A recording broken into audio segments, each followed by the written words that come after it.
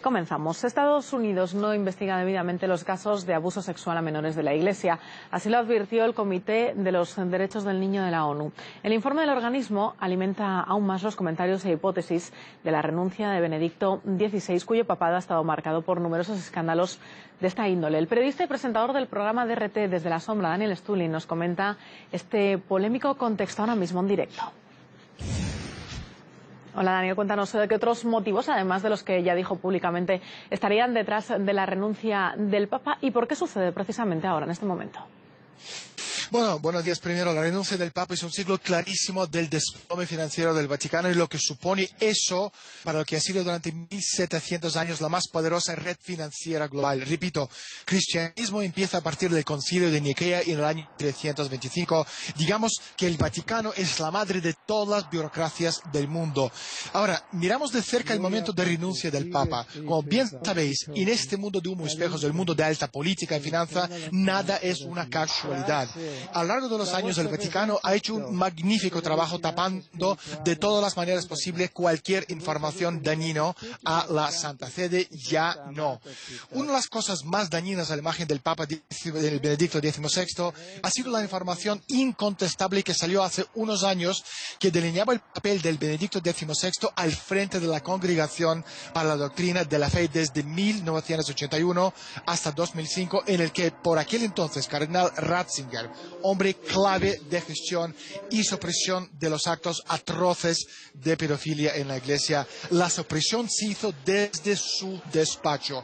Es decir, Cardenal Ratzinger, hoy día Papa Benedicto XVI, es el mayor responsable de suprimir los actos de pedofilia de la Iglesia. Si yo fuera Dios, estaría bastante enfadada con el Papa porque a los niños no se toca y desde luego los niños no son un reservorio inagotable para los pedófilos de la Iglesia. Ahora, esta información está saliendo a la luz. ¿Quién está detrás y por qué? Para entender, tenemos que remontar al año 1981 y el asalto de la policía romana a la casa escondite en la vía Prenestina que usaban tanto los terroristas de las Brigadas Rojas como los nazis que volaron la estación de tren en Bolonia.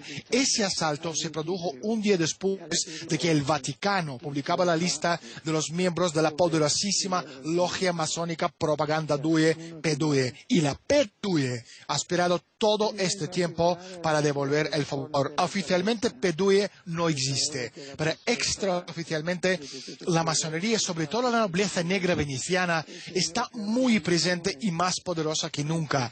El intento de propiciar un golpe mortal a la Iglesia tiene objetivo tanto ideológico como financiero. Estamos presenciando en directo cómo funcionan los mercados financieros.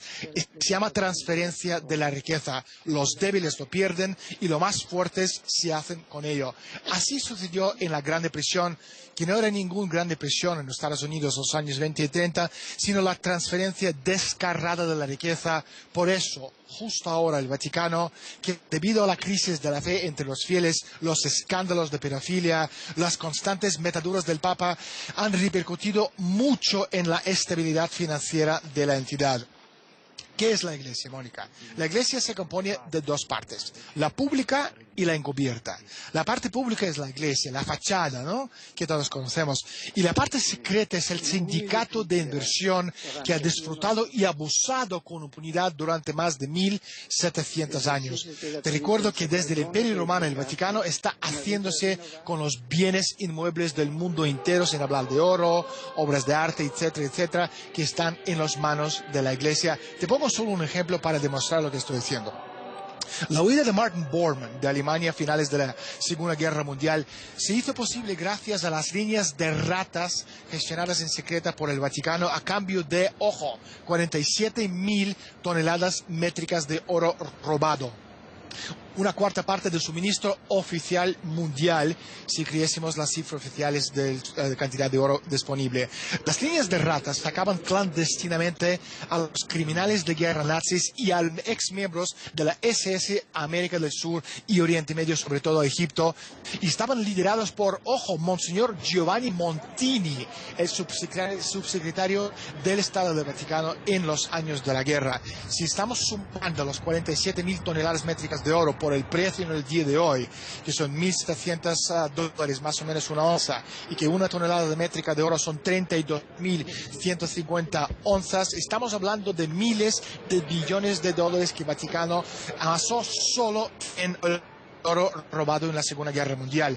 A lo largo de la historia, la Iglesia ha gozado de dos cosas. Uno, la inmunidad diplomática, y dos, la extensión de impuestos. La combinación es poderosísima, sobre todo cuando se combina con la economía de los intereses compuestos, sin contar un importantísimo aporte tanto de los jesuitas como de Opus Dei y los caballeros de Malta. Por lo tanto, se trata de sumas de dinero alucinantes que el Vaticano ha acumulado a lo largo de este periodo de tiempo, pero hay otra cosa sumamente importante en este negocio y sus beneficios: el negocio de las redes sexuales esclavos gestionadas a través de la pedofilia. Si prestas atención a las noticias en los principales medios de masa, te darás cuenta de que los sacerdotes que han sido implicados en pedofilia también han sido protegidos continuamente, debido a que esos sacerdotes siempre han tenido éxito en la recaudación de fondos para la Iglesia. Daniel, ¿ya qué se podría deber que estos casos, que hasta ahora no se conocían tanto, salgan ahora cada vez más a la luz? Y mirando un poco hacia el futuro también, ¿qué candidato podría sustituir a Benedicto XVI? ¿Qué cualidades son las que va a buscar el cónclave en su persona? Se habla también de grandes posibilidades en ciertos candidatos cardenales hispanoamericanos. Bueno, primero los medios de masa, ¿no? Los medios de comunicación estadounidenses, americanos y europeos forman parte de la élite mundial, y sus propietarios son algunas de las corporaciones más poderosas del mundo. Y para ser un top jefe de cualquier empresa de Fortuna 500, tienes que ser o masón o pertenecer al Club Bilderberg, Comisión Trilateral, Consejo de Relaciones Exteriores, P2, Skull and Bones, la mafia, etcétera, etcétera. Trabajando mucho, nunca llegas a las altas esferas del poder. Nunca. Es un cuento para niños. La Iglesia está lejos de ser la única institución cómplice en la historia de la historia con la pedofilia. Si nos fijamos en su competencia, ¿no? Es decir, las agentes de inteligencia y las redes masónicas, la pedofilia es una tradición muy antigua y mucho más significativo que muchos de nosotros nos gusta darse cuenta. Una de estas redes expuestos ha sido el escándalo de Franklin en los Estados Unidos, que yo he sacado a la luz en mi programa Desde la Sombra. Concretamente, Partido Republicano en la época de George Bush padre estaba usando un orfanato católico en Nebraska como su depósito pedófilo privado, y de eso hay muchísimo.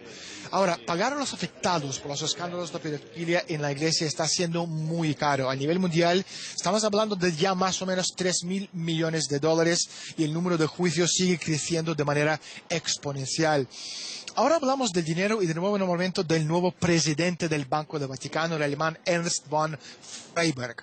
Vuelvo a repetir, el Vaticano es una entidad financiera por encima del todo, y el nuevo presidente del Banco del Vaticano es uno, caballero de Malta, y dos, tesorero de los caballeros de Malta en Alemania, además de pertenecer a juntas de directivos muy importantes como por ejemplo Becker Mining Systems, y tiene lazos muy importantes con la bolsa de Frankfurt y de Londres. Además, es un alto ejecutivo de Bloom y Voss, un grupo naviero que, entre otras cosas, se dedica a fabricar barcos de guerra, algo que obviamente no le importa mucho al Vaticano.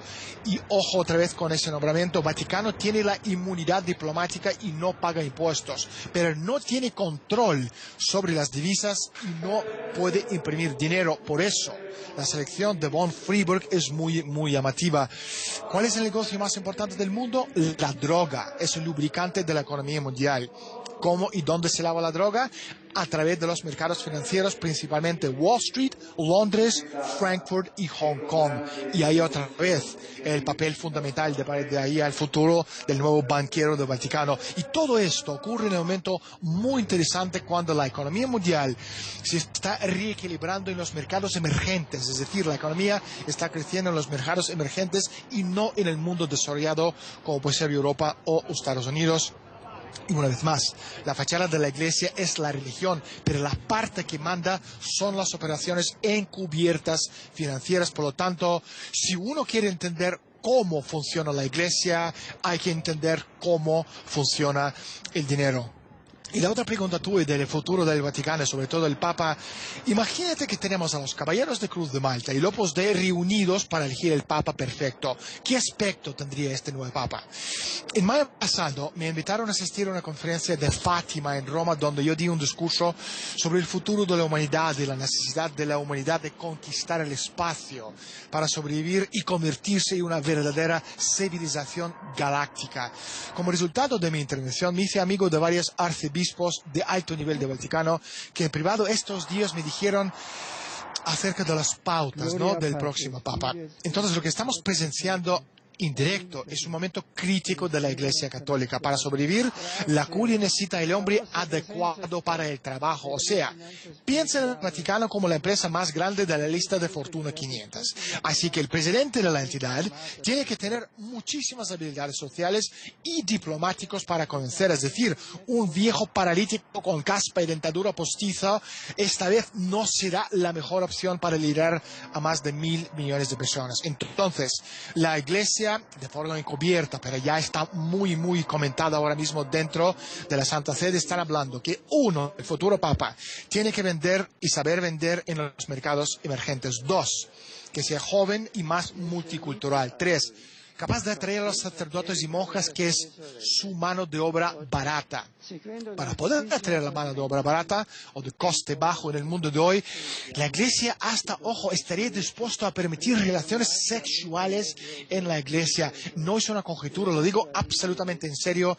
Esto se está debatiendo activamente y promovido por la congregación estadounidense. 5. Se proporciona una clara ruptura con el escándalo de pedofilia, por lo que los costes de los litigios y acuerdos para desangrar la Iglesia. 6. El nuevo Papa tiene que saber cómo funcionan los medios de comunicación para que en el futuro los New York Times, los Wall Street Journals, los CNNs no le pueden romper el banco del Vaticano con las noticias sensacionalistas. Y también por eso está el nuevo banquero de Dios, Ernst Van Freiberg, para amenazar las acciones de Time Warner en la bolsa de Nueva York si les ocurre sacar algo sucio contra la Iglesia. Ya estoy casi terminando. 7. El Papa será capaz de preservar la marca, que es el Vaticano, para que los gobiernos soberanos no amenacen la Iglesia y la inmunidad diplomática del sindicato y el Estado libre de impuestos. 8.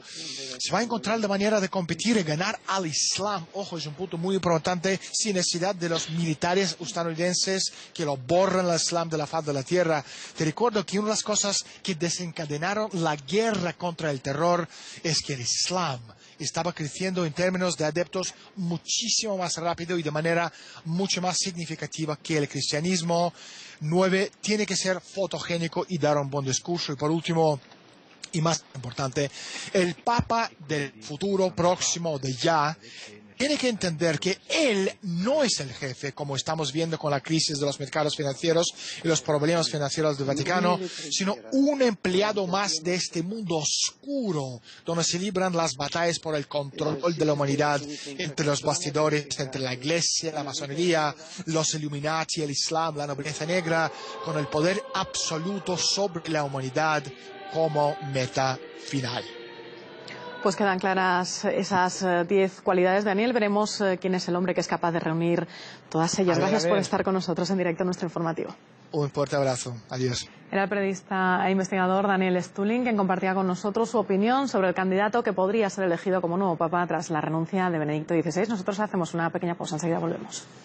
De suprimir los actos de pedofilia de la Iglesia. Si yo fuera Dios, estaría bastante enfadada con el Papa, porque a los niños no se toca y desde luego los niños no son un reservoir inagotable para los pedófilos de la Iglesia. Ahora, esta información está saliendo a la luz. ¿Quién está detrás y por qué? Para entender, tenemos que remontar al año 1981 y el asalto de la policía romana a la casa escondite en la vía. ¿Qué otros motivos, además de los que ya dijo públicamente, estarían detrás de la renuncia del Papa y por qué sucede precisamente ahora, en este momento? Bueno, buenos días. Primero, la renuncia del Papa es un signo clarísimo del desplome financiero del Vaticano y lo que supone eso para lo que ha sido durante 1700 años la más poderosa red financiera global. Repito, cristianismo empieza a partir del Concilio de Nicea en el año 325. Digamos que el Vaticano es la madre de todas las burocracias Comenzamos. Estados Unidos no investiga debidamente los casos de abuso sexual a menores de la Iglesia. Así lo advirtió el Comité de los Derechos del Niño de la ONU. El informe del organismo alimenta aún más los comentarios e hipótesis de la renuncia de Benedicto XVI, cuyo papado ha estado marcado por numerosos escándalos de esta índole. El periodista y presentador del programa DRT Desde la Sombra, Daniel Stulin, nos comenta este polémico contexto ahora mismo en directo. Hola Daniel, cuéntanos. Unos años que delineaba el papel del Benedicto XVI al frente de la Congregación para la Doctrina de la Fe desde 1981 hasta 2005, en el que por aquel entonces Cardenal Ratzinger, hombre clave de gestión, hizo presión de los actos atroces de pedofilia en la Iglesia. La supresión se hizo desde su despacho. Es decir, Cardenal Ratzinger, hoy día Papa Benedicto XVI, es el mayor responsable del mundo. Ahora, miramos de cerca el momento de renuncia del Papa. Como bien sabéis, en este mundo de humo y espejos, del mundo de alta política y finanza, nada es una casualidad. A lo largo de los años, el Vaticano ha hecho un magnífico trabajo tapando de todas las maneras posibles cualquier información dañina a la Santa Sede. Ya no. Una de las cosas más dañinas a la imagen del Papa del Benedicto XVI ha sido la información incontestable que salió hace un